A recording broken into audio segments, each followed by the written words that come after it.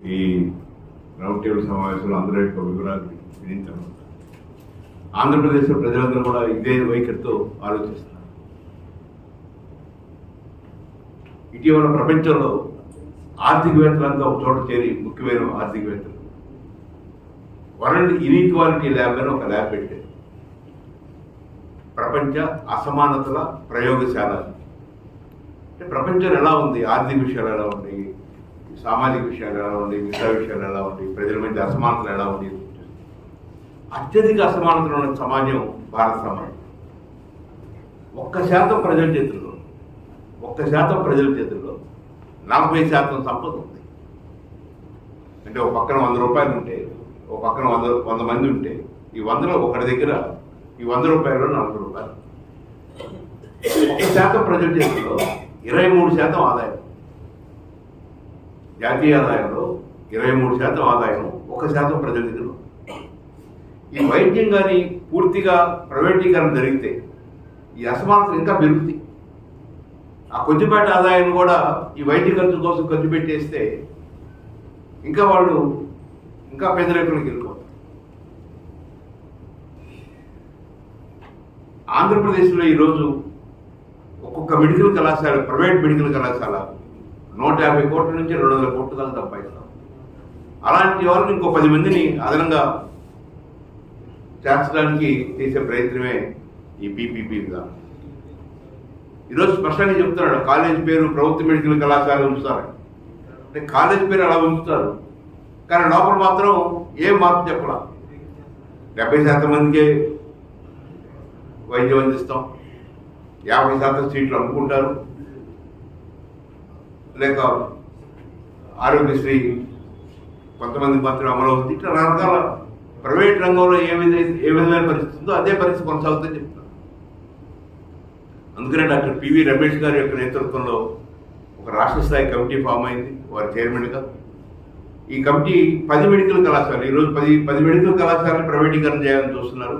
ఈ 10 మెడికల్ కళాశాల ప్రాంతాల్లో 10 కమిటీలని రూపొందించి ఆ కమిటీ ఆయా ప్రాంతాల్లో ఉన్న ప్రజల దగ్గరికి వెళ్ళి, ప్రజలు ఏమనుకుంటున్నారంటే వైద్య కళాశాల కదా, మెడికల్ కాలేజీ, మన పిల్లలే చదివే పరిస్థితి లేదు, మనకేం సంబంధం అనుకుంటున్నారు. కానీ ఒక్కొక్క మెడికల్ కళాశాలకి 300 నుంచి 600 పడకల ఆసుపత్రి ఉంటుంది. అంత పెద్ద ఆసుపత్రి ఆ ఏరియాకి వస్తే కొన్ని వేల మందికి ఉచితంగా వైద్యం లభిస్తుంది. ఆ విషయం జన దగ్గరికి మనం తీసుకెళ్ళాలి. 3 రెట్ల లాభం పొందుతున్న ఒక కంపెనీకి స్వాగతించి పెద్ద ప్రచారం చేసి ఒక 22,000 కోట్ల రూపాయలు రాయితీ ఇవ్వడానికి సిద్ధపడిన ముఖ్యమంత్రి కొన్ని లక్షల మంది పేద రోగులు వాళ్ళకు ఉపయోగపడుతుంది. అది మెడికల్ కాలేజ్ అంటే కాలేజ్ కాదు, కాలేజీతో పాటు ఒక 300 నుంచి 600 బెడ్స్ ఉన్న హాస్పిటల్ ఉంటుంది. హాస్పిటల్ ఫ్రీ ట్రీట్మెంట్ ఉంటుంది. ఆ ఫ్రీ ట్రీట్మెంట్ నుంచి వాళ్ళు దూరం అవుతున్నారు. వైద్యం విద్య ఫ్రీగా చదువుకునే అవకాశం నుంచి దూరం అవుతున్నారు. ఎవరో 100 ఉద్యోగాలు, 200 ఉద్యోగాలు, 300 ఉద్యోగాలు ఇస్తారంటే వాడికి రెడ్ కార్పెట్ పరిచి 99 పైసలకి భూములు అందిస్తున్న ప్రభుత్వం నీ చేతిలో 20,000 మంది కన్నా పైగా ఉపాధి నేరుగా వస్తుంది, మరొక 20,000 మందికి పరోక్షంగా వస్తుంది. ఇంత ఉపాధి లభించే అవకాశం నీ చేతిలో ఉన్నప్పుడు దాని ప్రైవేట్ వ్యక్తులు గొప్ప చేస్తే వారు ఎవరికి ఇస్తారు ఉద్యోగాలు, ఎంత జీతాలు ఇస్తారు, రిజర్వేషన్లు అమలు చేస్తారా, సామాజిక న్యాయం ఉంటుందా? ఇది కూడా మనం ఆలోచించాం. ఈరోజు ప్రైవేట్ రంగంలో మనం కోవిడ్లో చూసాం, ప్రైవేట్ వైద్యం అనేది ఎలా మనుషుల్ని ఒక వ్యాపార వస్తువుగా, ఒక కస్టమర్గా చూసి వాడి దగ్గర ఎంత సంపద ఉంది, ఎంత ఆస్తి ఉందో అనేది చూసి వాడి దగ్గర నుంచి లక్షలాది రూపాయలు వసూలు చేసిన ప్రైవేట్ ఆసుపత్రులు చూసాం. ఎలాంటి ఖర్చు లేకుండా ప్రభుత్వ ఆసుపత్రులు 24 గంటలు పనిచేసిన సందర్భం చూసాం. ఒక రోగి ప్రైవేట్ ఆసుపత్రికి వస్తే వాడు బయటికి వెళ్ళే లోపల ఎన్ని విధాలుగా దోపిడీ చేయాలో అన్ని విధాలుగా దోపిడీ చేస్తాడు. అనవసరం మందులు రాస్తాడు, ఆ మందులన్నీ అక్కడే కొనాలి, అదే ఆసుపత్రిలో ఉన్న అటాచ్డ్ మెడికల్ షాప్లో కొనాలి. అనవసరమైన పరీక్షలు రాస్తాడు, ఆ పరీక్షలను అక్కడే నిర్వహించాలి. అక్కడ కాకుండా బయట నిర్వహిస్తే వాడి దగ్గర నుంచి 35-40% కమిషన్ తీసుకోవాలి. అనవసరమైన ఆపరేషన్లు, అనవసరమైన సిజేరియన్స్, ఇట్లా రకరకాల దోపిడీ చేస్తున్న ప్రైవేట్ రంగం నీకు ఎలా ముద్దుగా మారింది, ఎలా అటువైపు వెళ్ళాలని చూస్తున్నాం. నిజంగా ప్రైవేట్ వ్యక్తులు ముందుకు వచ్చి వాళ్ళే భూమి కొని, వాళ్ళే బిల్డింగ్లు కట్టి, వాళ్ళే థియేటర్లు పెట్టి, పెట్టుబడి పెట్టి హాస్పిటల్ నిర్వహించినట్టు కాలం చేస్తున్నారు ఆ పని. కానీ నువ్వు భూములు ఇచ్చి, నువ్వు నిర్మాణాలు చేసి, నువ్వు అనుమతులు తీసుకొచ్చి, ఇవన్నీ తీసుకొచ్చి అతనికి ఇస్తున్నావు. నేను ఆ టెండర్ నిబంధనలు చూశాను. ఆ టెండర్స్లో ఏముందంటే 420 బెడ్స్ ఉన్న ఆసుపత్రికి మాత్రమే మేము ఈ టెండర్లో పాల్గొనే అవకాశం ఇస్తా ఉంటాం. 10 సంవత్సరాల అనుభవం ఉండాలన్న. 10 సంవత్సరాల అనుభవం ఉండి 420 బెడ్స్ పైగా ఉన్న వాళ్ళు ఎంతమంది ఉన్నారంటే 10 మంది కూడా లేదు. ఈ 10 మందికి ఈ 10 ఆసుపత్రులని కట్టబెడుతున్నాం. ఒక్కొక్క ప్రైవేట్ మెడికల్ కాలేజీ 150 కోట్ల నుంచి 200 కోట్ల రూపాయలు సంవత్సరాలు సంపాదిస్తున్నారు.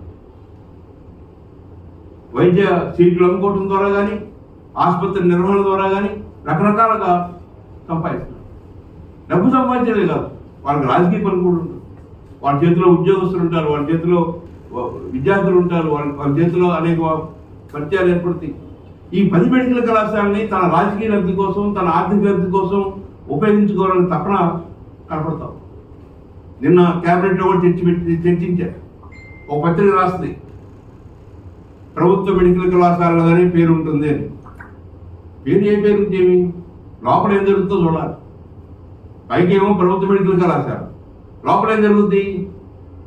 100% రోగులకి ఉచితంగా వైద్యం అందించే పరిస్థితి ఒకవైపు ఉంటే, నేను ఇప్పుడు 70% అందిస్తాను, 30% రోగుల దగ్గర డబ్బు తీసుకుంటాను. 100% వైద్య విద్యార్థులకి అతి తక్కువ ఫీజుతో వైద్య సీట్లు వచ్చే అవకాశం ఈ పక్క ఉంటే, ఈ పక్క నేను 50% సీట్లు అమ్ముకునే అవకాశం కల్పిస్తాను. ఒక సామెత ఉంది, అంటే పులి రక్తాన్ని మరిగి రక్తం తాగే అలవాటు ఉన్న పులిని తీసుకొచ్చి దానికి భిన్నంగా మాట్లాడలేదు. అట్లే వైద్య విద్యలో కానీ, వైద్య రంగంలో కానీ విపరీతంగా దోపిడీ చేస్తున్న పెద్ద కార్పొరేట్ వైద్య సంస్థల్ని ఇక్కడ ప్రభుత్వ మెడికల్ కళాశాలకు తీసుకొచ్చి వాళ్ళకి ఇది అప్పచెప్పి, ఇక్కడ మీరు అలా దోపిడీ చేయొద్దు, న్యాయంగా చేయండి అని చెప్తే వాళ్ళకి ఇది అర్థం కాదు. వాళ్ళకి పేదల ప్రయోజనం అక్కర్లేదు సార్, ప్రయోజనమే కావాలి. ప్రపంచంలో బాగా అభివృద్ధి చెందిన ఏ దేశం తీసుకున్నా కూడా విద్య, వైద్యం ఈ రెండు మాత్రం అవి సేవా రంగంలో ఉంచుతున్నారు. అది పెద్ద పారిశ్రామిక దేశం కావచ్చు, పెద్ద పెట్టుబడిదారి దేశం కావచ్చు, క్యాపిటలిజాన్ని బాగా ప్రోత్సహిస్తున్న దేశం కావచ్చు. కానీ విద్యా వైద్యం అనేది వ్యాపార కేంద్రాలుగా ఉండకూడదు. విద్యా వైద్యం అనేది ప్రభుత్వ రంగంలో ఉండాలి. మానవ వనరుల అభివృద్ధి కావాలన్నా, మానవుడి యొక్క జీవన ప్రమాణ స్థాయి పెరగాలన్నా, వాడు ఉత్పాదక సామర్థ్యం పెరగాలన్నా, వాడు బలమైన మనిషిగా ఉండాలంటే ఒకవైపున విద్య, ఇంకోవైపున వైద్యం, ఈ రెండు వాటికి అందుబాటులో ఉండాలని చెప్పని చాలా దేశాలు ఆ పని చేస్తుంటే, మన దేశంలో దాన్ని పూర్తి భిన్నంగా మారుస్తున్నారు. విద్య, వైద్యం ఈ రెండు ప్రభుత్వ రంగంలో సరిగా ఉండవు. ఆడ క్వాలిటీ ఉండదు, అక్కడ నిబద్ధత ఉండదు, అక్కడ క్రమశిక్షణ ఉండదు, అక్కడ శుభ్రంగా ఉండదు. కాబట్టి ప్రైవేట్ రంగం అయితే బాగుంటుందనే ఒక భావజాలాన్ని విపరీతంగా పెంచి పోషించడమే కాకుండా ప్రోత్సహిస్తున్నారు. ఈరోజు అమరావతిలో ఎస్ఆర్ఎం యూనివర్సిటీలు, విఐటి యూనివర్సిటీలు, రకరకాల యూనివర్సిటీలు తీసుకొచ్చారు. గత 10 సంవత్సరాల నుంచి ఆంధ్రప్రదేశ్లోని యూనివర్సిటీస్లో ఒక్క ఉద్యోగం లేదు. ఆంధ్ర యూనివర్సిటీ ఒకప్పుడు 1200 మంది టీచింగ్ స్టాఫ్తో ఉంటే ఇప్పుడు 120 మంది ఉన్నారు. ఏ సంకేతం తెలియజేస్తుంది అంటే, ఆంధ్ర యూనివర్సిటీ లాంటి ఆ యూనివర్సిటీలో సీట్ రావాలంటే ఒకప్పుడు చాలా గొప్పగా చెప్తున్నవారు. మా అబ్బాయికి ఆంధ్ర యూనివర్సిటీలో సీట్ వచ్చింది, ఎస్పీ యూనివర్సిటీలో సీట్ వచ్చింది. ఈరోజు తల్లిదండ్రులు ఎస్ఆర్ఎంలో సీట్ వచ్చింది, విఐటీలో సీట్ వచ్చిందంటే ఆనందపడుతున్నారు, కానీ ఆంధ్ర యూనివర్సిటీ అంటే ఆనందపడుతున్నారు. కారణం టీచింగ్ స్టాఫ్ ఉండదు, క్లాసులు జరగవు. ఈ భావాన్ని విపరీతంగా పెంచేశారు. అట్లే ప్రభుత్వ పాఠశాలల కన్నా ప్రైవేట్ పాఠశాలలు చాలా గొప్పవి అని చెప్తున్న పరిస్థితి. వాటిని ప్రోత్సహిస్తాం. ఒక్కొక్క medical college, private medical college 150 కోట్ల నుంచి 200 కోట్ల దాకా పర్ ఇయర్ సంపాదిస్తున్నారు. ఆ పరిస్థితుల్లో 10 కళాశాలని 10 మందికి అప్పచెప్తే 10 × 200 2,000 కోట్ల రూపాయల సంవత్సరానికి వస్తుంటే 5 సంవత్సరాల్లో 10,000 కోట్ల రూపాయలు వస్తుంటే వాటిలో అటు రాజకీయ లబ్ధిని ఇటు ఆర్థిక లబ్ధిని రెండు పొందాలనే తపన కనపడుతుంది చెప్తే నిజంగా 5,000 కోట్ల రూపాయలు లేక గత 17 నెలల్లో 2,50,000 కోట్ల రూపాయలు అప్పు చేశాం. 2,50,000 కోట్ల రూపాయలు అప్పు చేశాం. ప్రతి నెల అప్పు చేస్తున్నాం, ప్రతి మంగళవారం అప్పు చేస్తున్నాం. కానీ ఈ 10 మెడికల్ కళాశాల విషయంలో మాత్రం పదే పదే పీపీపీ విధానాన్ని ముందుకు తీసుకెళ్తానని చెప్తున్నారు. మొన్ననే లోకేష్ గారి దగ్గరికి విద్యా సంఘాల నాయకులంతా వెళ్ళారు. ఆయన వారితో మాట్లాడుతూ పీపీపీ విధానం వెనక్కి వెళ్ళే ప్రశ్నే లేదు, మేము ఆల్రెడీ సిద్ధమయ్యాము, అటువైపే ముందుకు వెళ్తామని చెప్పి విద్యా సంఘాలు కూడా చాలా స్పష్టంగా చెప్పింది. ఈ విషయంలో మేము మా ఆందోళన మేము కొనసాగిస్తాం. ఈరోజు ఈ రాష్ట్రంలో కావచ్చు, కేంద్రంలో కావచ్చు, ప్రజల సంపద ఏదైతే ఉందో దాన్ని లూటీ చేస్తూ ప్రైవేట్ వాడికి కట్టబడుతూ ఉంది. LIC, BSNL, airlines, ports, steel plants, కర్మాగారాలు ఇవన్నీ కూడాను సంపద అంతా ప్రజలది, నిధులన్నీ ప్రజలవి. కానీ పూర్తయ్యాక ఒక మంచి ఎజెండా నిర్మాణమైన తర్వాత ప్రైవేట్గా అప్పచెప్తా ఉన్నారు. దానిలో భాగంగానే ఈరోజు విద్య కూడాను వ్యాపారమయంగా మారుతుంది. మన దేశంలో లేటెస్ట్ రేట్ చూసుకున్నట్లయితే 74.4% అంటే 100కి 26% విద్యకి దూరంగా ఉన్నారు. అంటే ఒక దేశం పురోగమించాలంటే దానికి ఆయుధం విద్య. అలాంటిది ఈరోజు ముఖ్యంగా మెడికల్ కాలేజీలో ప్రైవేటీకరణ విధానం అని చెప్పేసి రాష్ట్ర ప్రభుత్వం చాలా ధీటుగా ముందుకు తీసుకెళ్తా ఉంది. అసలు ప్రభుత్వ ఆస్తి, ప్రజల ఆస్తి, ప్రజల సంపద, ప్రజల నుంచి సేకరించిన నిధులు ఏదో నీ వారసత్వంగా నీ తల్లిదండ్రుల నుంచి వచ్చిన, మీ ముత్తాతల నుంచి వచ్చిన ఆస్తులాగా ప్రైవేట్గా అప్పచెప్తా ఉన్నాం. దేశంలో ఉండే, రాష్ట్రంలో ఉండే 90% పేద, మధ్యతరగతి, బడుగు, బలహీన వర్గాల ఓట్లతోని నువ్వు ఈరోజు అధికార పీఠం ఎక్కించావా? లేదా 10% ఉన్న బడా పెట్టుబడుల ద్వారా నువ్వు అధికార పీఠం ఎక్కావా? అసలు దేని గురించి, నీ మోట ఏంటి అసలు అని చెప్పేసి ఈరోజు రాష్ట్ర ప్రభుత్వానికి ఎస్ఎఫ్ఐ ధీటుగా అడుగుతా ఉంది. ఈరోజు మనం చూస్తూనే ఉన్నాం, చాలామంది పేద మధ్యతరగతి విద్యార్థులు ఈరోజు చదువుకి దూరంగా ఉన్నారు. అంటే నువ్వు చేసే విధానాలు అనేవి కొంతమంది బడా పెట్టుబడిదారులు మాత్రమే చదువుకోవాలి, మిగతా వాళ్ళు ఎవరు కూడా చదువుకోవడానికి లేదా అన్నట్టుగా ఈరోజు మెడికల్ వ్యవస్థని ఈరోజు తీర్చిదిద్దుతా ఉన్నాను. ప్రైవేట్ వాడికి ఇస్తే మంచి టెక్నాలజీ పెడతారు, మంచి మెడిసిన్ వస్తుందని చెప్పేసి ఈరోజు చెప్తాం. అంటే ప్రభుత్వ మెడికల్ కాలేజీలు సరైన దీంట్లో నిర్మాణం చేసేదిగా నువ్వు లేవు. అంటే నీ ప్రభుత్వం ఫెయిల్. 2023లో ఒక ప్రసంగంలో నారా లోకేష్ గారు అన్నారు, జగన్మోహన్ రెడ్డి మెడికల్ కాలేజ్ సీట్లని అమ్ముకుంటున్నాడు, మా ప్రభుత్వం వస్తే మొత్తం ఫ్రీ చేస్తామని చెప్పేసి చెప్తా ఉన్నాడు. ఈరోజు కాలేజీలు మొత్తాన్ని ప్రైవేట్ పని చేస్తాను అంటే నీ మాటకి అసలు మాట మీద నిలబడే వ్యక్తులుగా మీరు లేదని చెప్పి ఈరోజు ప్రజలందరూ కూడా అర్థమవుతా ఉంది.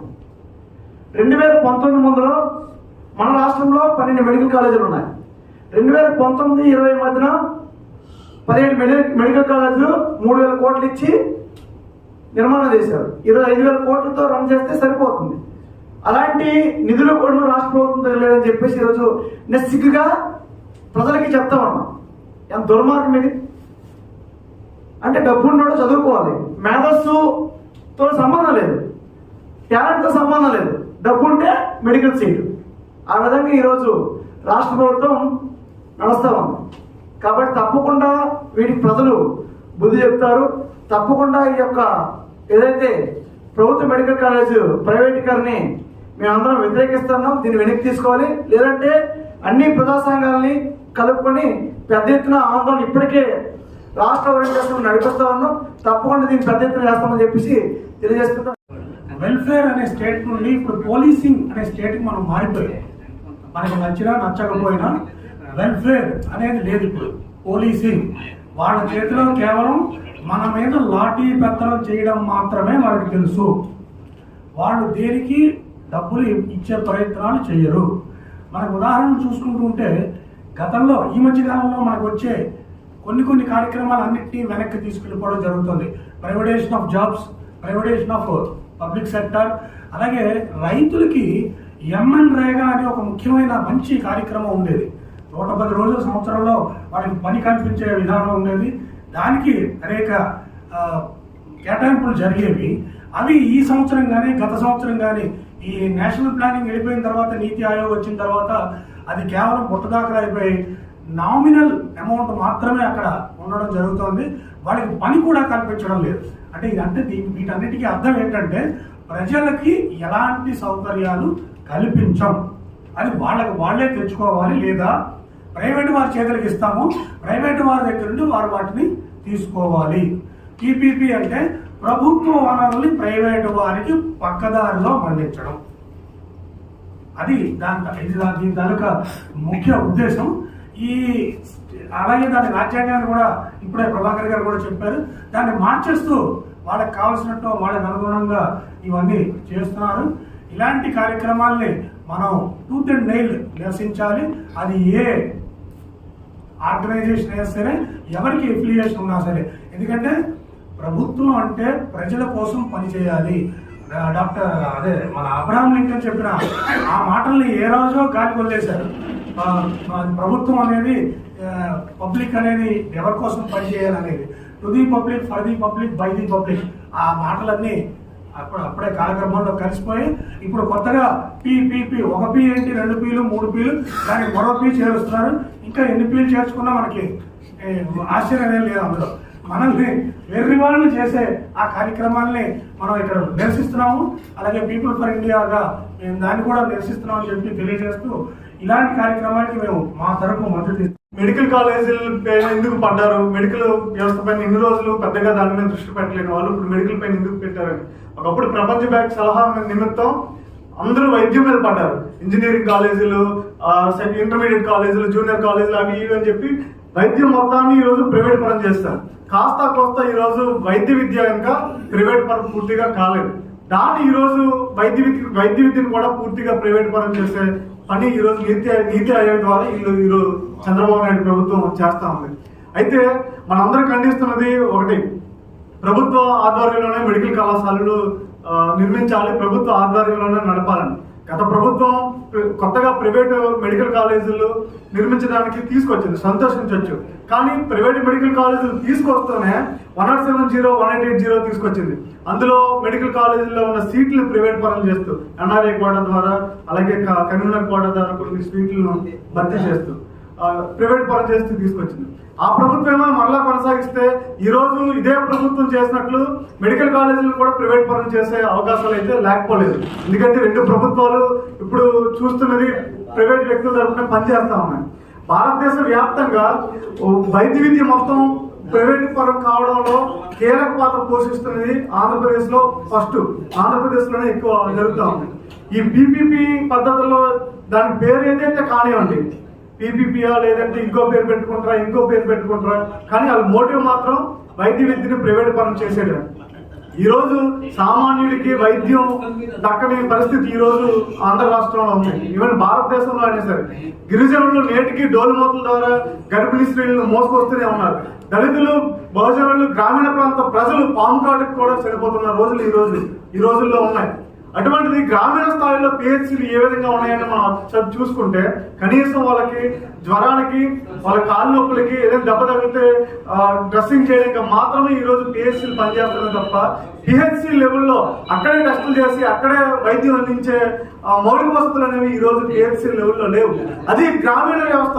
ఎక్కువ మంది పేదలు పనిచేసే, పేదలు నివసించే ప్రాంతం గ్రామీణ ప్రాంతం. ఆ గ్రామీణ ప్రాంతంలో వైద్యం అనేది పూర్తి స్థాయిలో కనీసం అందుబాటులో లేకపోవడం వల్ల ఈ రోజు వాళ్ళందరూ పట్టణాలకు వచ్చి ఈ రోజు లక్షల భూములు అమ్ముకొని, బంగారాలు తాకట్టు పెట్టుకొని ఈ రోజు వైద్యం చేసుకొని వెళ్లాల్సిన పరిస్థితి అనేది వస్తుంది. దీనితోడు వైద్య విద్యలో ఈ రోజు వైద్య విద్య మొత్తానికి మా తమ్ముడు చెప్పాడు వెంకటరమణ, మొత్తం ఒక సెక్షన్ ఆఫ్ పీపుల్ కే ఈ రోజు వైద్య విద్య అందే అవకాశం అనేది ఉంది. ఎవరైతే ఇందాక ఆయన కూడా చెప్పారు, ఆయనకి ఎక్స్పీరియన్స్ ఉందో, నాకు అటువంటి ఎక్స్పీరియన్స్. మా ఎస్ఎఫ్ఐ స్టేట్ సెక్రటరీగా పనిచేసిన ఆయన నాకు ఫోన్ చేసి వాళ్ళ బంధువులు ఎవరో జీవీపీలో మెడికల్ సీట్ కావాలంటున్నారు. దానిలో సిద్ధార్థ ఎన్టీఆర్ యూనివర్సిటీ రీసెంట్ గా మిగిలిపోయిన సీట్లకి కరీంనగర్ కోటాలో భర్తీ చేయడానికి నోటిఫికేషన్ ఇస్తే అందులో వాళ్ళు 1,50,00,000 డిమాండ్ చేశారు. ఫోన్ చేసి అడిగితే మా దగ్గర అటువంటి పద్ధతి ఏం లేదండి అంటారు సోమరాజు గారు. కానీ ప్రిన్సిపల్స్ వాళ్ళందరూ అమ్మే వాళ్ళంతా కూడా 1,50,00,000 ₹1 కూడా తగ్గినంటారు. వాళ్ళు కూడా ₹1,00,000 సార్ మాట్లాడండి సార్ మీరు అంటారు. మేమేం మాట్లాడండి చేసుకున్నాం అంటే ₹1,00,000 అయినా సరే పెట్టడానికి ఈరోజు సిద్ధంగా ఉండి చదువుకోగలిగిన వాళ్ళే ఈరోజు మొత్తం మెడికల్ విద్య అనేది చదువుతా ఉన్నారు తప్ప ఏదో రిజర్వేషన్ ద్వారా కొంత కాస్త సీట్ల ద్వారా వాళ్ళు కొంతమంది పేదవాళ్ళు భర్తీ అవుతున్నారు తప్ప మిగిలిన వాళ్ళు ఎవరు కూడా పూర్తి స్థాయిలో వైద్య విద్యకి వెళ్ళే అవకాశాలు అనేవి లేకపోయాయి. మనం చూసాం ఈ వైద్య విద్యకి ఇచ్చే కోచింగ్ సెంటర్లో కూడా ₹1,00,000 ఫీజులు తీసుకుంటే ఐఐటి ఎన్ఐటి పేరుతో ఈరోజు తీసుకొస్తా ఉన్నారు. ఇటువంటి పరిస్థితుల్లో ఈరోజు వైద్య విద్య ఏ విధంగా అభివృద్ధి చెందుతుంది, వైద్యం ఏ విధంగా మనకు భారతదేశంలో అందుతుంది అనేది పెద్ద ప్రశ్న. ప్రపంచవ్యాప్తంగా ఒక క్యూబాలో 1000 మందికి 9 మంది డాక్టర్లు ఉన్నారు. భారతదేశంలో ప్రతి 10,000 మందికి ఒక డాక్టర్ ఉన్నాడు. మరి వైద్యం మొత్తం ప్రైవేట్ పరం చేసుకుంటూ పోతే రానున్న రోజుల్లో ప్రభుత్వం క్యూబాకి కనీసం భారతదేశానికి డాక్టర్లు డిఫరెన్స్ చూస్తే ఏ విధంగా ఉంటే ఫ్యూచర్ లో కూడా మొత్తం వైద్య విద్య ప్రైవేట్ పరం అయిపోతే అసలు మధ్యతరగతి వాళ్ళకు కూడా కనీసం మధ్యతరగతి వాళ్ళకు కూడా వైద్యం చేసుకోవడానికి పేదలు ఏ విధంగా ఇబ్బంది పడతా ఉన్నారో రానున్న రోజుల్లో మధ్యతరగతి ప్రజలకు కూడా అదే ఇబ్బందులు పడాల్సి వస్తుందని ఈ సందర్భంగా తెలియజేస్తున్నాను. ధన్యవాదాలు. ప్రధానంగా ఈరోజు ఏదైతే ఆంధ్రప్రదేశ్లో చంద్రబాబు నాయుడు వచ్చిన తర్వాత పీపీపీ పద్ధతిని అనేది ఎక్కువగా తీసుకొస్తున్నారు. ఈరోజు మెడికల్ కాలేజీల్లో సీట్లు కావాలంటే అంటే చిన్న గతంలో మనం చెప్పుకోవాలి. ఎందుకంటే రాజశేఖర రెడ్డి ఉండేటప్పుడు ఫీజు రియంబర్స్మెంట్ ఇందా రమేష్ గారు చెప్పారు. ఫీజు రియంబర్స్మెంట్ పెట్టిన తర్వాత చాలా మంది ఇంజనీరింగ్ చదువుకొని కొంత గ్రాడ్యుయేట్ అనేది పొందిన తర్వాత ఇతర రాష్ట్రాలకు ఇతర దేశాలకు వెళ్ళిపోయి ఉద్యోగాలు చేసి కొంతమంది సెటిల్ అయ్యారు. మిగతా సంబంధించి ఈరోజు మెడికల్ కాలేజీ అంటే మెడికల్ కాలేజ్ సీట్ కావాలంటే ఈరోజు ఆ సీట్ కొనాలంటే ₹1,00,000 పైసలకే పెడితే కానీ సీట్ వచ్చే పరిస్థితి అనేది లేదు. ఇక్కడ సీట్లు లేక ఫిలిప్పీన్స్ కానీ రష్యా కానీ లేదనుకుంటే చైనా 5 లక్షలు కట్టి అటు వెళ్ళిపోతున్నారు స్టూడెంట్స్ అంతా చాలా మంది చదువుకోరు. ఇక్కడ ఎందుకంటే అంత డబ్బులు పెట్టి మనం వెచ్చేసించి అంటే మధ్యతరగతి కుటుంబీకులంతా డాక్టర్ సీట్ తెచ్చుకొని చదివించుకోలేని పరిస్థితి ఉంది కాబట్టి ఈరోజు ఈ పరిస్థితి అనేది ఉంది. మరి ఉన్న కాలేజీలు ఏవైతే ఉన్నాయో మొన్న మా బంధువులు ఉన్నారు పాడేరులో చూస్తే మొన్న ఆ మెడికల్ కాలేజ్ అనేది చాలా చాలా సుందరంగా కట్టారు.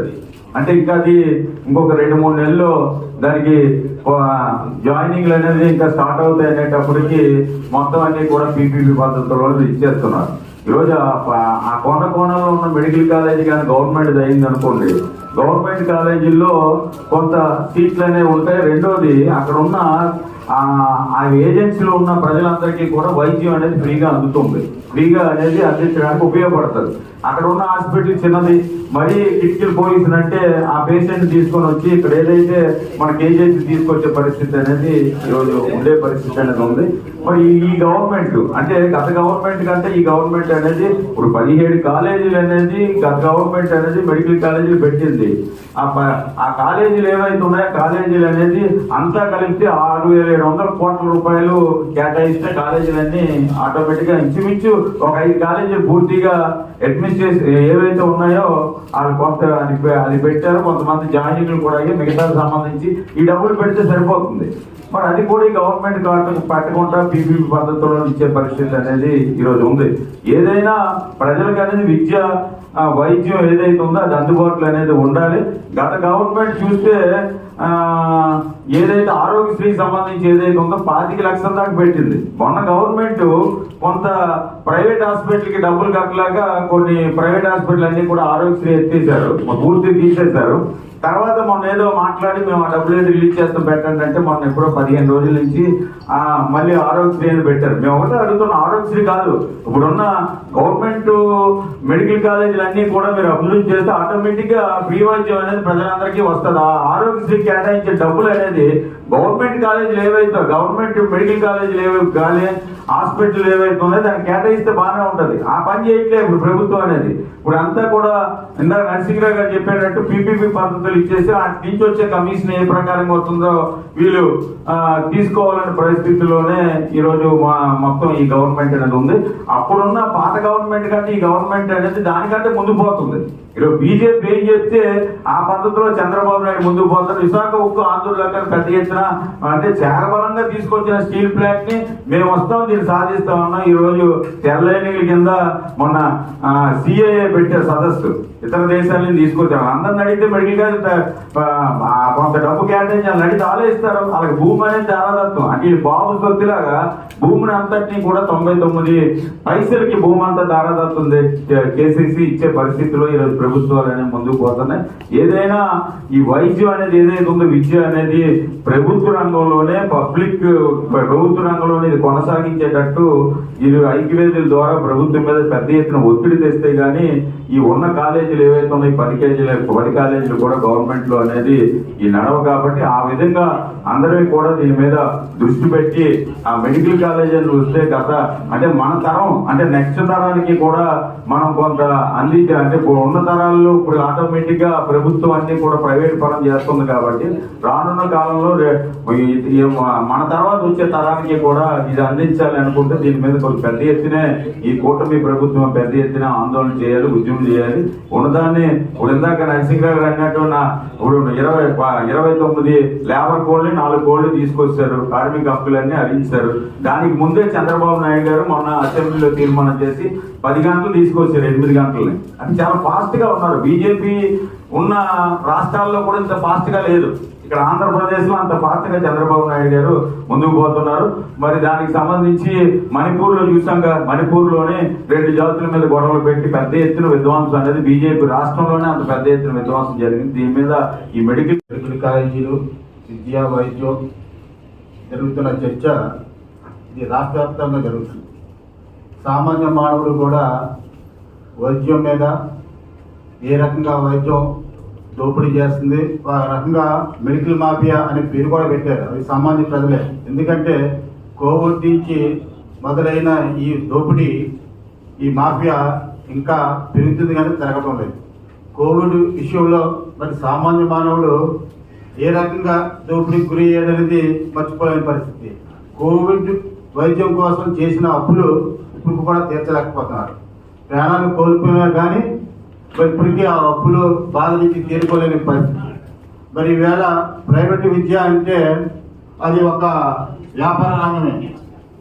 మెడికల్ కాలేజీలు అన్నీ కూడా ప్రైవేట్ పరంగా చేసేసి మేనేజ్మెంట్ని కూడా వాళ్ళకి అప్పచెప్పేస్తే మరి వాడు ఉచితంగా ఎందుకు చేస్తాడు?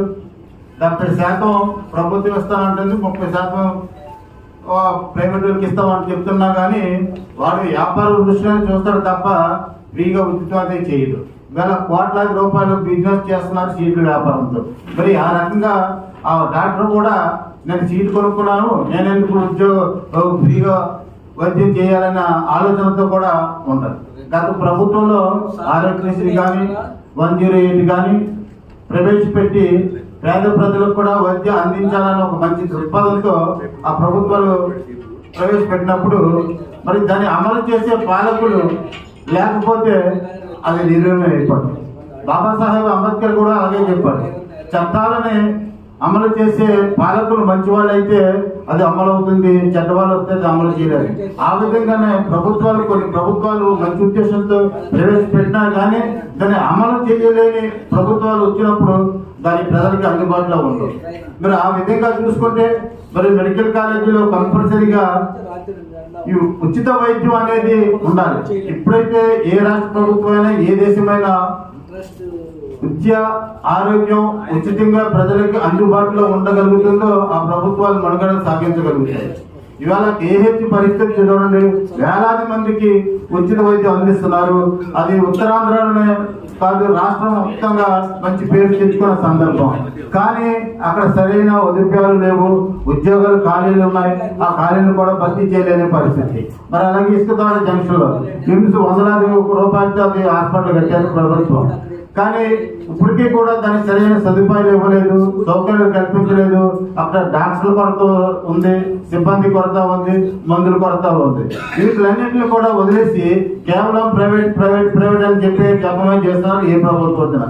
గత 14 నుంచి కూడా రాష్ట్ర ప్రభుత్వం ఏర్పడిన దగ్గర నుంచి కూడా మనకి రాజధాని లేని ఏదైనా రాష్ట్రం ఉందంటే మన ఆంధ్రప్రదేశ్ రాష్ట్రమే. ఇవాళ పబ్లిక్ ప్రాపర్టీస్ మీద సిఐఏ మీటింగ్లు చెప్తున్నారు, 100 కోట్ల రూపాయలు ఖర్చు పడుతున్నారు. అలాగే మన విశాఖపట్నంలో యోగా డే అని పెట్టారు. ఈ యోగా డే అనేది ఎవరికి కావాల్సిన ఆరోగ్యం వాళ్ళు చూసుకుంటారు. దానికి ఒక పబ్లిసిటీ చేసి వరల్డ్ రికార్డు కోసం అని చెప్పారు. వరల్డ్ రికార్డు కోసం పక్కన పెడితే ఆ ఖర్చు ఏదో ఈ ప్రైవేట్ కాలేజీలకు పెట్టుంటే అది పూర్తి అయ్యేది. ఇవాళ మరి 2 రోజులు సదస్సు పెట్టేది సిఏ. ఆ సిఏ సదస్సు వల్ల మనకి ఎన్ని పెట్టుబడులు వస్తాయో తెలియదు. గత 2014 నుంచి కూడా ఈ సదస్సులు పెడుతూనే ఉన్నారు. మరి ప్రజలకే తెలియదు ఎన్ని పెట్టుబడులు వచ్చాయో మనకి. ఆ పెట్టుబడుల పేరుతో కోట్లాది రూపాయలు ప్రజాధనాన్ని వినియోగం అవుతుంది. ఆ వినియోగాన్ని ప్రజా కార్యక్రమాలకు, ఈ విద్యకు, వైద్యానికి ఖర్చు పెట్టి ఉంటే చాలా మేలుకు జరిగేది. ఏది ఏమైనా కానీ ఈ ప్రజల్లో వచ్చిన చైతన్యాన్ని ఇంకా మనం అందరం కూడా ముందుకు తీసుకెళ్లి ఈ వైద్యని, విద్యని ప్రైవేట్ పరంగా కాకుండా అడ్డుకుని ప్రజలకు న్యాయమైన విద్య, వైద్యం అందించగలిగేటటువంటి పోరాటాలు మనం ముందుకు తీసుకెళ్లాలని కోరుకుంటూ సెలవు తీసుకుంటాం. గురించి ఇక్కడ ప్రభుత్వ కాలేజీలు ప్రైవేట్ పరం చేయడం విషయం గురించి చర్చించుకుంటున్నాం. నాకంటే ముందుగా మాట్లాడిన వాళ్ళు చాలా విషయాలు చెప్పారు. ఇంతకు మించి నేను చెప్పడానికి ఏం లేదు. కాకపోతే 2 విషయాలు చెప్పి ముగిస్తాను. సామాజిక సంక్షేమ రాజ్యం, స్వయం పరిపాలన అని చెప్పుకుంటున్న ప్రభుత్వాలు ఈ పీపీపీ విధానంలో ప్రభుత్వ మెడికల్ కాలేజీలు ప్రైవేట్ పరం చేస్తూ దళిత, బహుజన, సామాజిక వర్గాల విద్యార్థులు చదువుకోవడానికి వాళ్ళకి అవకాశం లేకుండా చేస్తున్నాయి ఈ సందర్భంగా.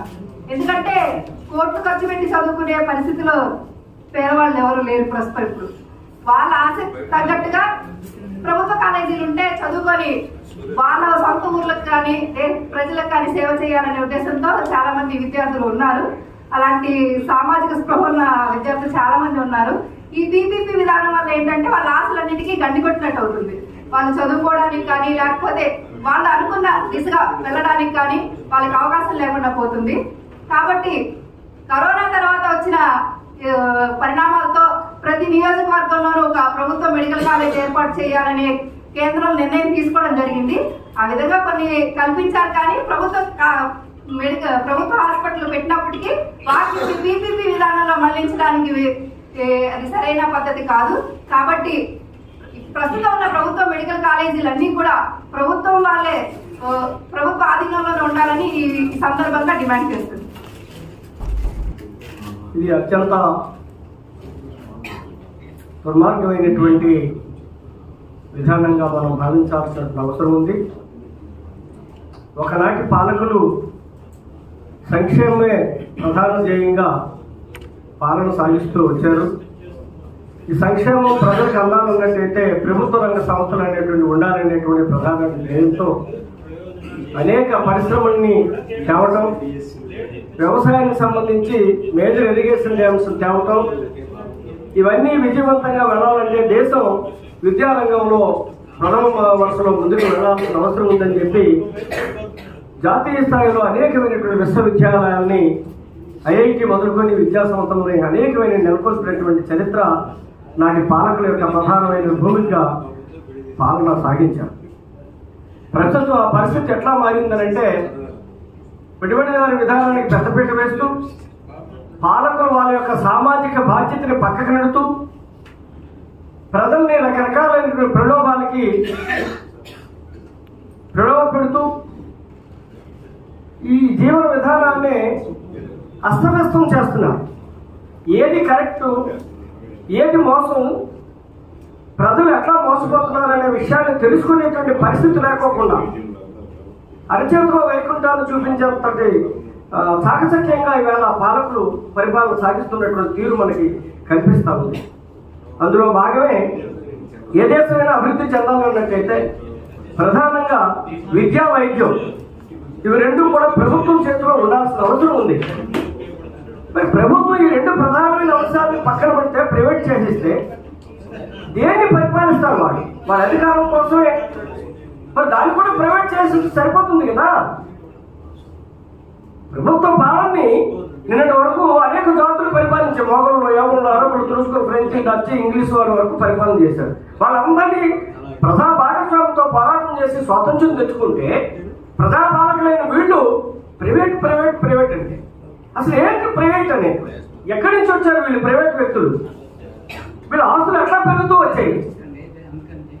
ఈ వాస్తవాన్ని ప్రజలకు చెప్పుకోకుండా ప్రైవేట్ పీపీపీ ఏంటది? పీపీపీ అజమాయిషీ ఎవరికి ఉంటుంది? ప్రభుత్వానికి ఉంటుందని అన్నారు. కానీ ప్రైవేట్ పెట్టుబడిదారుడు ప్రభుత్వానికి అవకాశం ఇస్తాడా? వాడి ప్రతిఫలం లేకుండా ఎవరైనా వ్యాపారం చేస్తారా?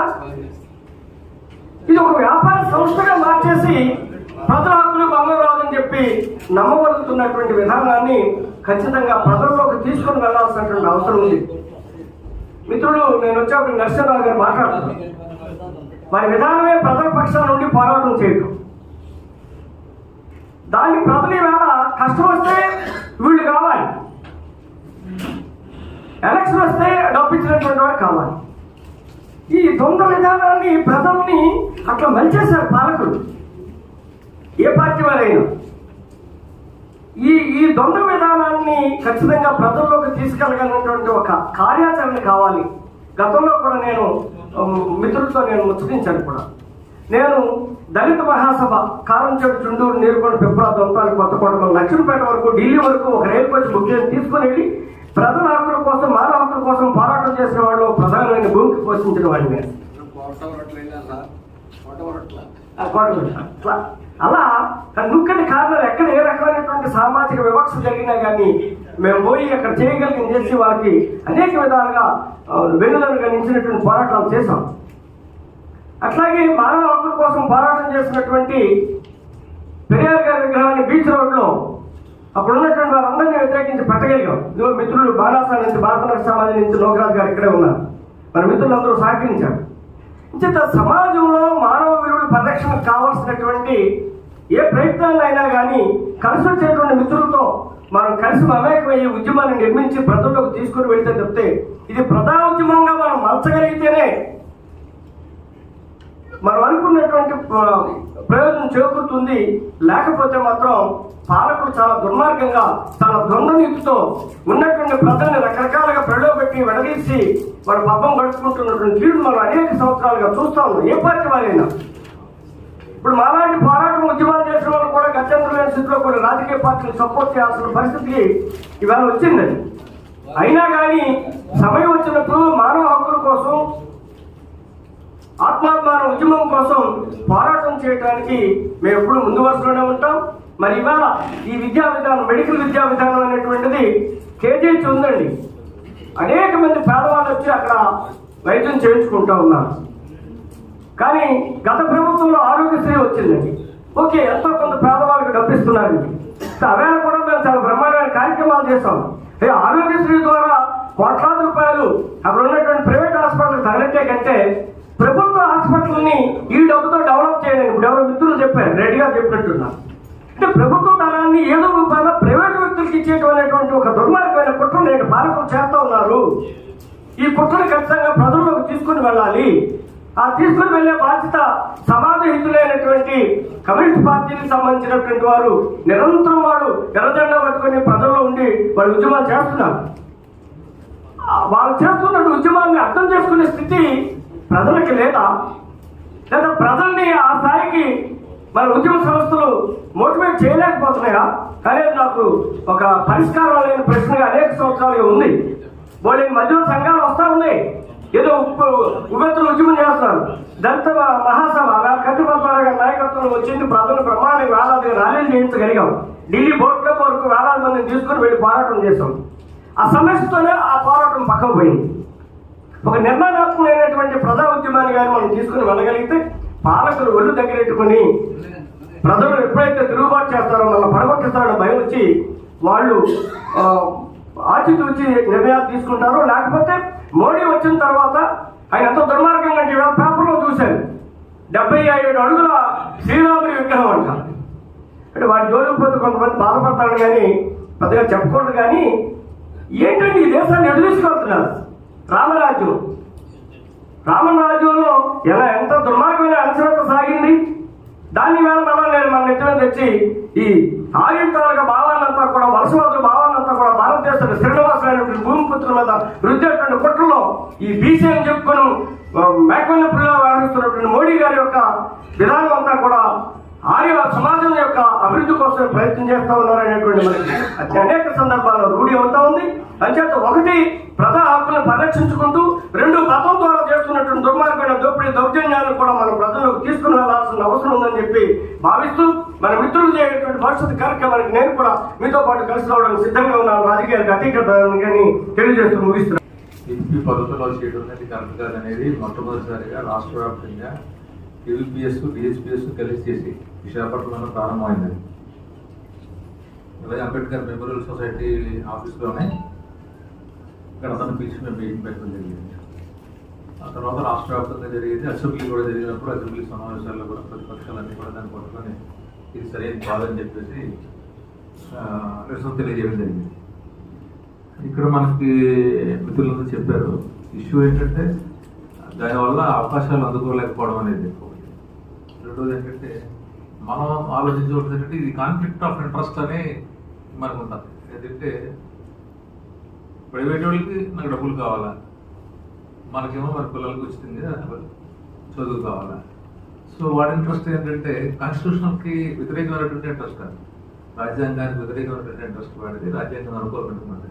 ఈ మధ్య అందరూ కూడా ఈ అన్ని రాష్ట్రాల్లోనూ దేశమంతా కూడా ఒక సంగీతం ఒకటి పాడుతున్నారు చాలా రోజుల నుంచి, అభివృద్ధి సంక్షేమం అని. ఈ సంక్షేమంలో రాదేమో అన్నది నాకు తెలిసి. వైద్యం అనేది అసలు సంక్షేమంలో వద్ద సంక్షోభంలోకి వెళ్ళిపోతా మనకు తెలియదు. సో గవర్నమెంట్ చేస్తున్న పని ఏంటంటే చంద్రబాబు నాయుడు గారు మొదటి నుంచి కూడా ఎలక్ట్రిసిటీ ఉద్యమం నుంచి కూడా ఈ వేళ వరకు తీసుకుంటే మనం అన్ని ప్రైవేటైజేషన్కి మొగ్గు చూపించేటటువంటి మనిషి. ఆ విషయం మనకు తెలుసు. ఖచ్చితంగా ప్రైవేటైజేషన్ వైపే ఉంటాడు 100%. సో ఇందులో రాజ్యాంగం చెప్తున్న దానికి వ్యతిరేకంగా చేస్తున్నటువంటి కార్యక్రమాలు ఏంటంటే బాబాసాహెబ్ అంబేద్కర్ రాసినటువంటి రాజ్యాంగం నిర్ణయం అందరూ కూడా నవంబర్ 26 రాజ్యాంగ దినోత్సవం జరిపారు. అందులో పర్టికులర్గా మనకి ఆయన చెప్తుంది ఏంటంటే it's a welfare state, India is a welfare state. కాబట్టి భారతదేశంలో వెల్ఫేర్ స్టేట్ అంటే విద్య, వైద్యం, నీరు, వసతి, సంపద సమానంగా పంపిణీ చేయడం ఇవన్నీ ఉన్నాయి. అందులో వెల్ఫేర్ స్టేట్లో అవన్నీ ఉన్నాయి. కానీ అందులో ఏది అమలు చేయడానికి ఈవేళ మనకు సిద్ధంగా లేదు. సో అందులో ఇది కూడా ఒక పార్ట్, ఎడ్యుకేషన్ అనేది కూడా ఒక పార్ట్, విద్య, వైద్యం అనేది దాంట్లో కూడా. సో కాబట్టి మనం ఆలోచించవలసింది ఏంటంటే కేంద్ర ప్రభుత్వ విధానాలని ఈయన కంటిన్యూ చేసేటటువంటి ఇంకా ఎక్కువగా ప్రోత్సహించేటటువంటి కార్యక్రమాలు చేస్తున్నారు. అవసరమైతే కాన్స్టిట్యూషన్ దానికి అనుకూలంగా మార్చుకునేటటువంటి ప్రయత్నాలు మనం చేసేది. మన ఎలక్షన్స్ లో మన అందరూ తెలుసు. ఆయన ఇచ్చిన స్లోగన్ ఏంటంటే ఈ అబకి బార్ 400 బార్ అని మనకి ఇచ్చాడు. ఈసారి నాకు 400 సీట్లు ఇవ్వడం మీ సంగతి తెలుస్తుందని ఇప్పుడు తెలుస్తున్నాడు. అది లేకపోయినా తెలుస్తున్నాడు. ఎందుకంటే చంద్రబాబు నాయుడు గారు ఆయన నితీష్ ఉన్నారు కాబట్టి. ఇప్పుడు అది లేకపోయినా మన సెక్యులర్ సోషలిస్ట్ అనే పదాలు లాంటివి తీసేయాలనేది, కమ్యూనల్ రాజ్యాంగం చేయాలనేది, ప్రజల రాజ్యాంగం తీసేసి కమ్యూనల్ రాజ్యాంగం చేయాలనేటువంటి గొప్ప ప్రయత్నాలు పడుతున్నారు. సో ఎవరైతే మరి స్వాతంత్ర పోరాటాలు ఏమి చేయలేదు వాళ్ళే వేళ దేశభక్తులు, మన అందరూ కూడా దుర్మార్గుల కింద లెక్కాలి. సో అందుకని ఆ పార్ట్లోనే ఇవన్నీ ఒకే పార్ట్లోనే ఇప్పుడు ఎస్సీ, ఎస్టీ, బీసీలు కూడా పబ్లిక్ సెక్టర్ అనేది ఒక సెల్ఫ్ రెస్పెక్ట్ సింబల్. అది మా ఆత్మగౌరవానికి సింబల్గా చూడాలి పేదలకి, ఎస్సీ, ఎస్టీ, బీసీకి కూడా. సో అలాంటి లేచి అమ్మేసిన తర్వాత, ఇవన్నీ ప్రైవేటైజ్ చేసిన తర్వాత ఈ భవిష్యత్తు ఏంటి పిల్లలకి అనేది మనం ఆలోచిస్తే చాలా మంది బ్లీక్గా కనపడుతున్నారు. ఏమవుతుంది అక్కడ ఎదురుగా మనకి.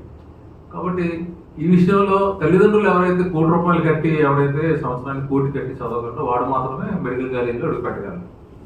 సో ఈవేళ ప్రైవేట్ ఎంప్లాయ్మెంట్ కూడా అలాగే తయారైంది. ఎవరైతే డబ్బులు కట్టగలరు, లేదంటే ఎవరైతే వాడి క్యాస్ట్ వాడు మాత్రమే లోపలికి వెళ్ళగలిగినట్టు పరిస్థితి మనకు కనిపిస్తుంది స్పష్టంగా.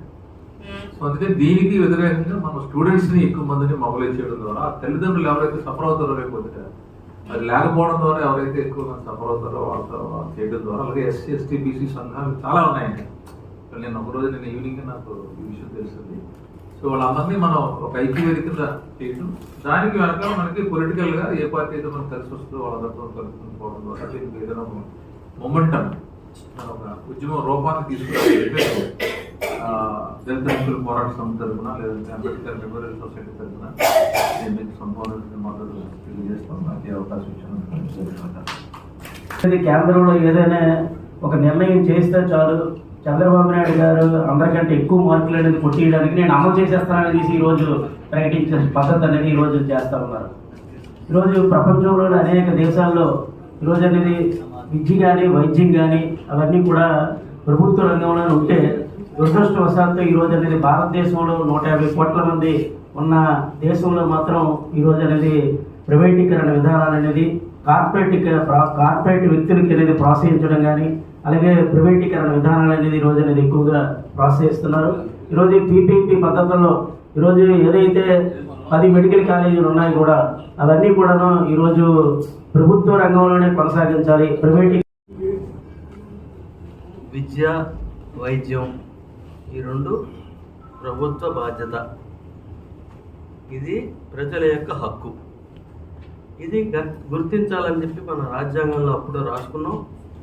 రాజ్యాంగంలో రాసుకున్న డైరెక్టివ్ ప్రిన్సిపల్స్ కూడా తొందరలోనే ప్రాథమిక హక్కులుగా మారాలని కూడా అప్పట్లో ఆశించాం. కానీ ఈరోజు పరిస్థితి మరింత దారుణంగా దిగజారుతోంది.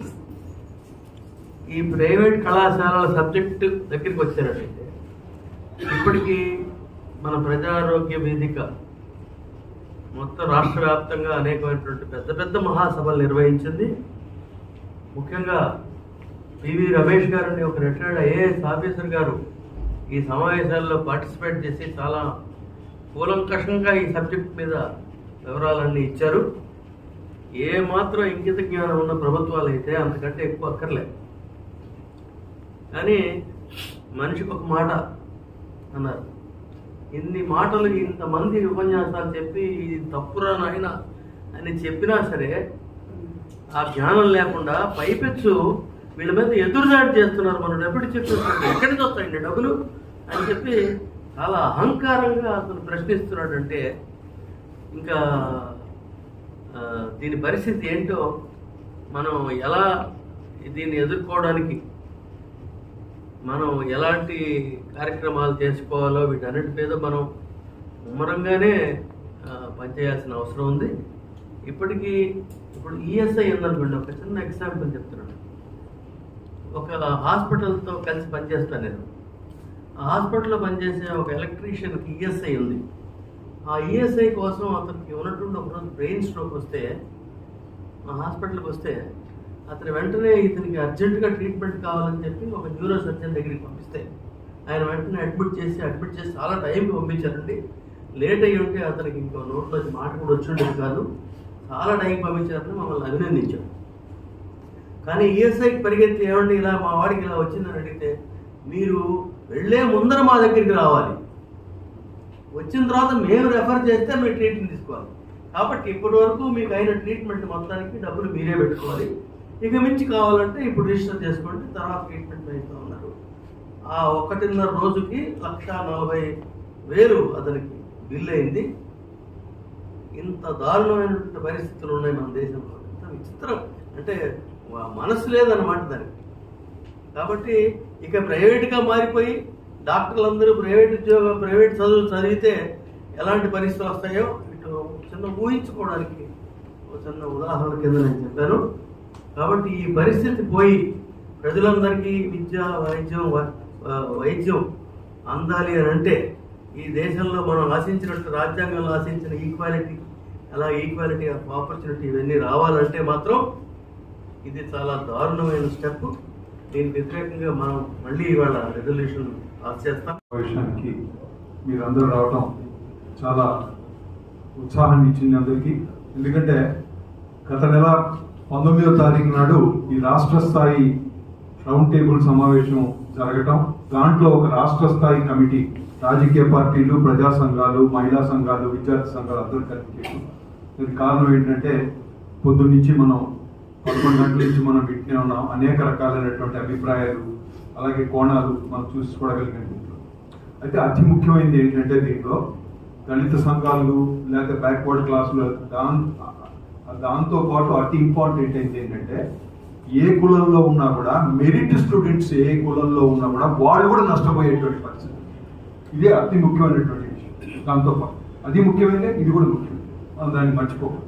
రెండోది ఏంటంటే, చాలా బ్యాక్వర్డ్ జిల్లా పిడుగురాళ్ళలో ఉంది, లేకపోతే బాపట్ల ఉంది, లేకపోతే అమలాపురం ఉంది. ఇట్లాంటివి కొన్ని అడ్వాన్స్ కావాలి. పిడుగురాళ్ళు కానీ, మార్కాపురం కానీ, ఆదోని కానీ, ఇలాంటి మెడికల్ పాడేరు కానీ, ఇలాంటివన్నీ వెనుకబడినటువంటి ప్రాంతాలు. ఇందాక మన సార్ చెప్పారు, ఒక కాలేజీ వస్తే దానికి అనుసంధానంగా 300 పడకల ఆసుపత్రి కావాలి. మనం కాలేజీలతో పాటు ఆసుపత్రులు కూడా ప్రైవేటీకరణ. ఇప్పుడు మదలపల్లి ఆసుపత్రి డిస్ట్రిక్ట్ ఆసుపత్రి మెడికల్ కాలేజీకి అనుసంధానం చేస్తున్నారని పెద్ద యుద్ధం జరుగుతుంది. అక్కడ ఉన్నటువంటి జనం ఎవరైతే ఆసుపత్రిలో దాని ద్వారా రోగాలు రుగ్మతలు నయం చేసుకుంటున్నారో వాళ్ళు పెద్ద పోరాట కమిటీ పెద్ద యుద్ధం చేస్తున్నాడు ప్రభుత్వానికి వ్యతిరేకంగా. అలాగే ఇప్పుడు మన ఆంధ్ర రాష్ట్రానికి పరిమితం కాదు, చాలా పెద్దవాళ్ళు చెప్పారు. ముఖ్యంగా ఇందాక మన చిరంజీవి గారు అనుకుంటే చెప్పింది. ఇప్పుడు ఇది మోడీ గారు తీసుకొచ్చినటువంటి ఒక అంశంలో భాగంగానే ఇప్పుడు మన ఆంధ్ర రాష్ట్రం ఏమి ఎగ్జామ్షన్ కాదు, గుజరాత్ లో పెద్ద పోరాటం జరుగుతుంది, మధ్యప్రదేశ్ లో పెద్ద పోరాటం జరుగుతుంది, మహారాష్ట్రలో పెద్ద పోరాటం జరుగుతుంది. ఏంటి? పీపీపీలోనే మెడికల్ కాలేజీల ప్రైవేటీకరణ, మెడికల్ ఆసుపత్రుల ప్రభుత్వ ఆసుపత్రుల ప్రైవేటీకరణ అనేటువంటి ఉద్యమం ఛత్తీస్గఢ్ లో దాదాపు 9 రాష్ట్రాల్లో జరుగుతుంది. సో ఈ ఉద్యమానికి సంబంధించి ఇచ్చినటువంటి సూచనలు సలహాలు వీటన్నిటినీ క్రోడీకరించి మన రాష్ట్ర వ్యాప్తంగా ఉన్నటువంటి సంఘాలన్నీ కలుసుకుని ఒక అపెక్స్ కమిటీగా ఉన్న వాళ్ళందరూ కూడా దీనన్నింటినీ చర్చించి భవిష్యత్ కార్యక్రమంగా మనం జిల్లా వారీగా ఒక కమిటీలను ఏర్పాటు చేసి ఆ పోరాట కమిటీల ద్వారా ఇందాక మన సార్ చెప్పినట్టుగా మన ప్యాంప్లెట్లు పంచటం, లేకపోతే సంతకాల సేకరణలో చేయటం, లేదనంటే ఇంకా మనం సామాన్యుడి దగ్గరికి వెళ్ళి రీచ్ అయ్యి ఎట్లా దీని గురించి మనం ఎడ్యుకేట్ చేయటం అనేది. అయితే దీంట్లో ఇంకొక సైలెంట్ పాయింట్ ఏంటంటే, నీట్కి అభ్యర్థులు ఎవరైతే ప్రిపేర్ అవుతున్నారో, అంటే ప్రతిసారి మెడికల్ కాలేజీ మెడికల్ సీట్ల కోసం ప్రయత్నం చేసేటువంటి విద్యార్థులు వాళ్ళ తల్లిదండ్రుల గ్రూపులు కూడా మొట్టమొదటిసారిగా ఈ మెడికల్ కాలేజీ ప్రైవేటీకరణ ఉద్యమంలో పాల్గొన్నారు. భారతదేశంలో ఏ రాష్ట్రంలో అలాంటి గ్రూపు రాలేదు, కానీ ఈ ఆంధ్ర రాష్ట్రంలో మటుకు ఏదైతే నీట్కు అంటే ఏంటంటే ఈ మెడికల్ వైద్య విద్య చదవాలనేటువంటి ఉన్నటువంటి ఆశయం ఉన్నవాళ్ళు, అట్లాంటి వాళ్ళు వాళ్ళ తల్లిదండ్రులు మా పిల్లగాళ్ళని డాక్టర్ చేద్దాం అనేటువంటి సంఖ్య కూడా చాలా ఎక్కువ ఉంది. అందుకనే మన రాష్ట్రం నుంచి చాలా ఎక్కువగా విదేశాలకు కూడా వెళ్ళేటువంటి పరిస్థితి ఉంది. సో ఇవన్నీ మీరు చెప్పినటువంటి విషయాలన్నింటినీ కూడా నోట్ చేసుకోవడం జరిగింది. వీటన్నిటిని క్రోడీకరించి మళ్ళీ మనం రాష్ట్రం ఇచ్చినటువంటి పిలుపు ప్రకారం విశాఖపట్నం నగరంలోనే ఒక దీనికి సంబంధించినటువంటి ఈ వైద్య కళాశాలల పరిరక్షణ కమిటీ కమిటీ యొక్క ఏర్పాటు జరుగుతుంది. ఆ కార్యక్రమాల్లో కూడా మీరు అందరూ కూడా పాల్గొనాలని చెప్పి మీకు ముందుగా తెలియజేస్తున్నాం. అందరికీ పేరు పేరున అంతకుముందు 3 పేర్లు ఉంటాయి, పబ్లిక్ ప్రైవేట్ పార్ట్నర్షిప్ అని, ఇప్పుడు పీపుల్ అని కూడా యాడ్ చేశారు. P4 అనేది ప్రైవేట్ కాదు అని చెప్తున్నాడు. P4 అనేది దొంగ అబద్ధం. ఇది వరల్డ్ బ్యాంక్ మాట, ఇది పచ్చి అబద్ధమే. పచ్చి అబద్ధాలని మంచి పదాలు ఎలా చెప్పాలో వరల్డ్ బ్యాంక్ ఏమైనా తెలివితేటలు కూడా కాదు, ఇది ప్రపంచ బ్యాంక్ పదాలు. అందుకని వాడి పదాలని పట్టుకొని ఇది కాదు అని చెబుతున్నాడు. ఎలా కాదో చెప్పమనండి, నేను ఛాలెంజ్ చేస్తాను. లొకేషన్ నమ్మనండి, ఎలా కాదో చెప్పమనండి. భూమి ఇస్తారు,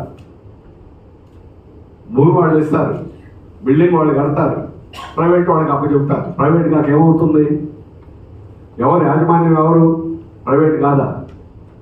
ప్రైవేట్ యాజమాన్యం కాదంటే అర్థమేముంది దానికి? ప్రైవేట్ సీట్లు అమ్ముకుంటారు.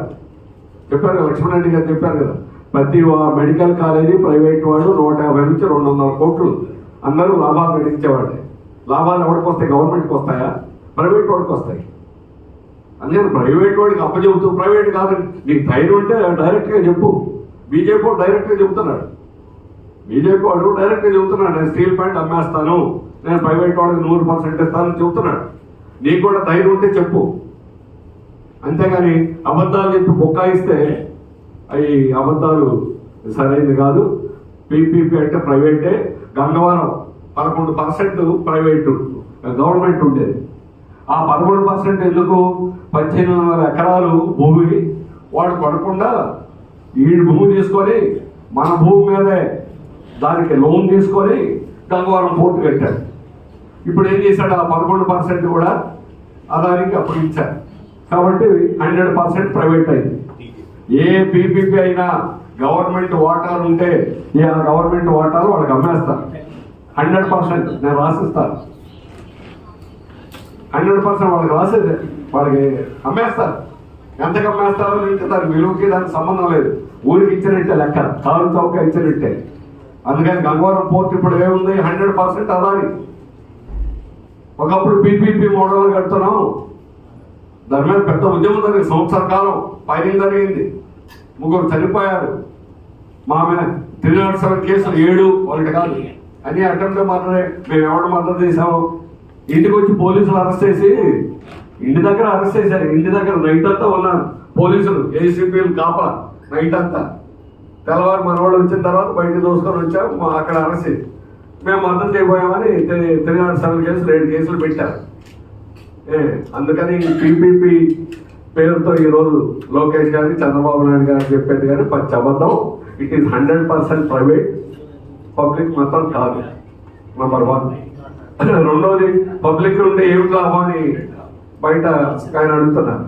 పబ్లిక్ సెక్టర్ ఉండబట్టే విశాఖపట్నం ఈరోజు ఇలా ఉందంటే only because of public sector. Public sector లేకపోతే విశాఖపట్నం ఒకప్పుడు ఆనందపురం, ఇప్పుడు లేదు. వాడు కూడా భూములు అమ్ముకొని ధనవంతులయ్యారు. 70, 80లో మేము అటు వెళ్తే గోచులు పెట్టుకొని తిరిగేవాడు. ఇక్కడ కూడా విశాఖపట్నం కూడా పోర్టు దగ్గర స్టీల్ ప్లాంట్ దాకా పబ్లిక్ సెక్టర్లో గోచులు పెట్టుకొని తిరిగేవాడు. వీటన్నిటికంటే ముఖ్యమైనది సామాజిక న్యాయం. ఈరోజు రిజర్వేషన్స్ అనేది అమలు అవుతున్నాయనంటే పబ్లిక్ సెక్టర్. గంగవరం పోర్టులో ఒక్కడిని చూపించమనండి ఎస్సీ ఎస్టీని. 300 మంది మత్స్యకారులు పోట్లాడి మేము ఉద్యోగాలు వేయిస్తే వాళ్ళు తీయించేదాని కోసం అదాని ఒక సిపి వేయించాడు. 2 నెలలు వాడు సిపి ఎందుకున్నాడంటే వాళ్ళని తీసేయడానికే. గవర్నమెంట్ చూడండి వాళ్ళ మల్టీనేషనల్ ఎలా ఉంటుందో ఎవరికి ఇప్పటికి కూడా చాలా మందికి తెలియకపోవచ్చు. అదేదో అక్కడ కార్మికులు ఏదో వాళ్ళు ఆపేసినట్టు, వాళ్ళు ఆపేస్తే అందుకని స్టీల్ ప్లాంట్ ప్రొడక్షన్ ఏం కాదు, పచ్చి అబద్ధం అని. వాడు ఎవడు ఆపలా, అదాని ఆపాడు. అదాని 1 టన్ను కూడా 2 నెలలు గోడ అవతలే స్టీల్ ప్లాంట్ 1 టన్ను కూడా అవతలకి వెళ్ళకుండా చేశాడు. ఎందుకంటే స్టీల్ ప్లాంట్ తప్పకుంటారు చేశాడు. అంటే అదాని పెత్తనం అనేటువంటిది రావడానికి 100% వాడికి అమ్మాయి అడిగితే ఇచ్చాడు జగన్. ఆయనే బొమ్మలు ఆయన గొప్పగా చేశాడనే కాదు, ఆయన అంతే ఈడు అంతే. వీళ్ళకి ఏమి కార్పొరేషన్ దగ్గర కాళ్ళ దగ్గర పడడానికి వీళ్ళకి ఏమీ సిగ్గు శర్మ ఏమి ఉండదు. ప్రజలే గొప్పాడు, ప్రజలు పోట్లాడతారు, ప్రజలు నిలబడతారు. అందుకని ఈరోజు కార్పొరేట్ దేశ సంపదని, అది పబ్లిక్ సెక్టర్ కానీ, భారీ పరిశ్రమలు కానీ, మైన్స్ కానీ, గన్ను కానీ, భూగర్భంలో అత్యంత విలువైన సంపద. డబుల్ ఇంజిన్ గవర్నమెంటే ఉన్న మణిపూర్లో ఎందుకు అక్కడ 100 మందిని చంపేశారు కావాలని కాదు. నక్సలైట్లు ఇప్పుడు కగారు నక్సలిజాన్ని అణిచేయడానికి కాదు. నక్సలైట్లు అక్కడ ఏమిటంటే అర్థం ఏంటంటే వాళ్ళు అక్కడ ఉన్న మైనింగ్ ఆటంకం అంతే, ఇక్కడ రెండవ కారణం ఏం కాదు. అందుకని దేశ సంపదను మొత్తం కొల్లగొట్టి ప్రైవేట్ కార్పొరేట్లకు కట్టబెట్టడం అనేది వాళ్ళు నేరుగా చెబుతున్నారు, ఈడ అబద్ధాలు చెబుతున్నాడు. అది తేడా బీజేపీ ఇక్కడ రాష్ట్ర ప్రభుత్వం చేస్తున్నటువంటి ఇది. అందువల్ల ఏంటంటే ఈరోజు దీనికి వ్యతిరేకంగా ఖచ్చితంగా ఇప్పటికే ఖర్చు పెట్టారు. ఇందులో ప్రైవేట్ మెడికల్ కాలేజీలో అంతకంటే వరస్ట్ ఏమిటనంటే భూమి ఆల్రెడీ గవర్నమెంట్ ఫ్రీగా భూమి ఇచ్చింది, బిల్డింగ్లు కట్టుంది, 7 కాలేజీలు కట్టేశారు. మిగిలినటువంటి 30%, 70% కట్టారు. అందుకని వీటికి 300 నుంచి 500 కోట్లు ఖర్చు అవుతుంది. అది గవర్నమెంట్ చెప్పింది, మనం చెప్పిన లెక్క. అదే లక్ష్మణరావు గారు చెప్పినా ఎవరు చెప్పినా వాళ్ళే ఆ విధంగా ఏంటంటే దాన్ని ఇప్పుడు భూములు బిల్డింగ్లు కట్టేసి వాళ్ళకి ఇస్తారు, వాడు సీట్లు అమ్ముకుంటాడు, వాడికి లాభాలు వస్తాయి. అందుకని అట్లాగే ఇప్పుడు వారు మెడికల్ కాలేజీ గురించి చెప్పారు. మనం చదువుకున్న కాలేజీలు, మీరు చదువుకున్న ఏసీ కాలేజీ, నేను చదివిన SRR Vijayawada college, DNR Bhimavaram college, ఇవన్నీ గవర్నమెంట్ కాలేజీలు. కానీ ఇవన్నీ ఎవరో ఒకరు ఇచ్చారు. ఈరోజు 100 కోట్లు అవుతుంది మా కాలేజీ, 10 ఎకరాలు. మాచవరం SRR కాలేజీ 10 ఎకరాలు, 10 కోట్లు పైనే అవుతుంది. విజయవాడ 100 కోట్లు అన్నాడు ఇచ్చారు వాళ్ళు, ఎవరన్నా ఇవ్వనివ్వండి. కానీ అవన్నీ గవర్నమెంట్ కాలేజీలు నడిచాయి. ఈ రోజు కూడా డబ్బులు ఉన్నవాళ్ళు ఇచ్చేవాళ్ళు ఉన్నారు. డబ్బులు లేక కాదు, గవర్నమెంట్ డబ్బులు లేక కాదు. 60,000 కోట్లు ఉన్నవాడిగా 6,000 కోట్లు 5,000 కోట్లు పెట్టలేక కాదు. వాడికి ఇస్తే నా కమిషన్ వస్తుంది. ప్రైవేట్ వాడికి మెడికల్ కాలేజీ, అపోలో వాడికి ఒక్కోడు 10 పెద్దవాళ్ళు 420 బెడ్స్ కంటే పైన నడిపెట్టి ఉంటే సామర్థ్యం ఉన్న హాస్పిటల్ 10 ఏళ్ళ అనుభవం ఉన్నటువంటి హాస్పిటల్ వాళ్ళకే ఇస్తారు. అందుకని అపోలో లాంటి వాడికి, మెడికవర్ లాంటి వాడికి, ఇలాంటి వాడికి, అతి పెద్ద వాళ్ళకి ఈ 10 మెడికల్ కాలేజీలు వెళ్తాయి. వెళ్తే వాడు కమిషన్ ఇస్తాడు. ఏదో మామూలు వాడికి ఇవ్వడానికి కాదు. అందుకని అలానే పాపం చాలా పేదవాడు, సంవత్సరానికి 9 లక్షల కోట్లే వాడికి ఆదాయం. అందుకని 99 పైసలకి ఎకరా భూమి 99 పైసలకి రూపాయికి ఇస్తున్నారు. వాడు పేదవాడు కదా పాపం, 9 లక్షల కోట్లే ఆదాయం. అందుకని ఈ రకంగా ప్రభుత్వం కేవలం కార్పొరేట్ గవర్నమెంట్, ఇది కార్పొరేట్ల కోసమే పనిచేస్తుంది. ముందు మనం ప్రజలు అదే అర్థం చేసుకుంటే మెడికల్ కాలేజీలు ఎందుకు చేస్తున్నారు, ఇంకొకటి ఎందుకు చేస్తున్నారు, స్టీల్ ప్లాంట్ ఎందుకు చేస్తున్నారు, ఇవన్నీ కామన్ థ్రెడ్ అంతా ఒకటే. అందుకని ఈరోజు సామాజిక న్యాయాన్ని కాపాడుకోవడానికి కూడా ఈరోజు చాలా అవసరం.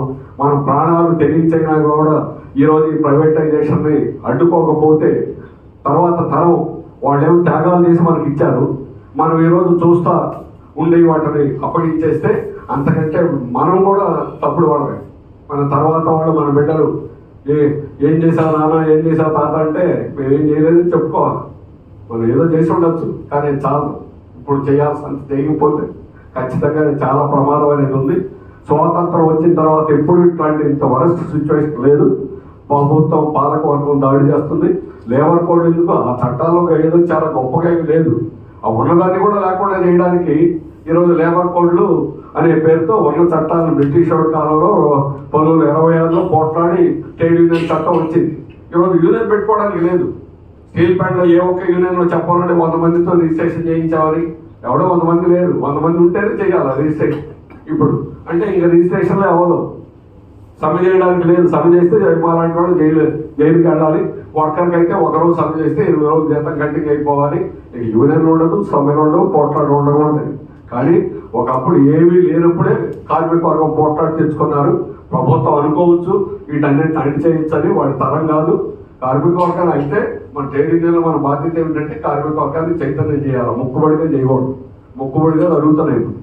అందుకని ఆ మొక్కుబడి తత్వం అనేది పోయి కార్మికులు నిజంగా చైతన్యం చేసి వాడికి అనుమానాలు ఉంటే ఎన్ని అనుమానాలు తీర్చాలి, వాడికి విశ్వాసం కల్పించాలి. అది చేయడం వల్ల అందుకని సీరియస్గా రాబోయే కాలంలో పెద్ద ఎత్తున కార్మిక ఉద్యమాలని నడిపేదానికి సిద్ధమైతే అది మెడికల్ కాలేజీలు ప్రైవేట్ అయిపోతే స్టీల్ ప్లాంట్ ప్రైవేటైజేషన్ ఆగిపోతుంది. అందుకని దానికి అనుగుణంగా మనం నిరంతరం కూడా కృషి చేయాలని కోరుతూ నాకు అవకాశం ఇచ్చినందుకు మనందరికీ ధన్యవాదాలు. కూడా గుర్తుంటుంది అనుకోండి, ఆనాడు లిటరసీ ఉద్యమం, చదువు అనేది అక్షరాస్యత పెరిగిందంటే ఆ రోజు ప్రధానమైనటువంటి కారణం. ఆ రోజు జన విజ్ఞాన వేదిక తరఫున వారు చాలా కీలకమైనటువంటి బాధ్యత నిర్వహించి రాష్ట్ర వ్యాప్తంగా కూడా ఉమ్మడి రాష్ట్రంలోనే విద్యావ్యాప్తి కృషి చేశారు. ఈరోజు వైద్యాన్ని కాపాడడానికి కృషి చేస్తున్నారు. లక్ష్మణ్ రెడ్డి గారికి ప్రత్యేకంగా అభినందన.